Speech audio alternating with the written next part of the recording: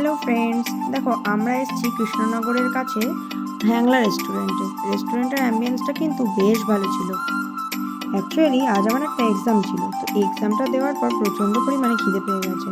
তাই বাড়ি ফেরার আগে ভাবলাম যে কিছু একটু খাওয়া যাক। তো ভাই বললো যে একটু মাটন বিরিয়ানি অর্ডার দে।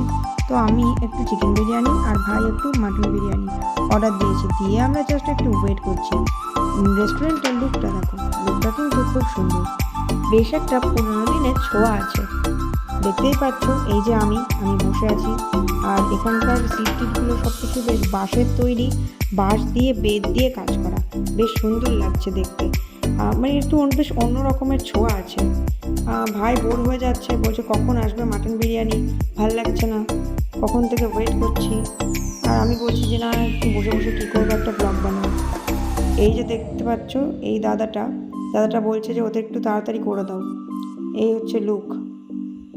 বেশ সুন্দর করে চারিদিকটা দেখো টুনি লাইট দিয়ে সাজানো। এই ওপরের তলাটা দেখতে পাচ্ছ, এই জায়গাটা ভাড়া দেওয়া হয় যদি কারো অন্নপ্রাশন বা অন্য কোনো ধরনের অকেশন থাকে, অ্যানিভার্সারি এরকম ধরনের কোনো কিছু থাকলে এরা এর ওপর তলাটা ভাড়া দেয়।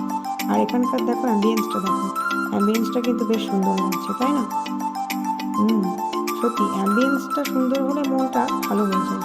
সারাদিন পর যখন এরকম একটা সুন্দর জায়গাতে আসলাম, ভালোই লাগছিল বেশ। এখানে বেশ কিছুক্ষণ সময় কাটাতে কার না ভালো লাগবে। বসে বসে কী করবো, একটু পোজ দিতে শুরু করলাম।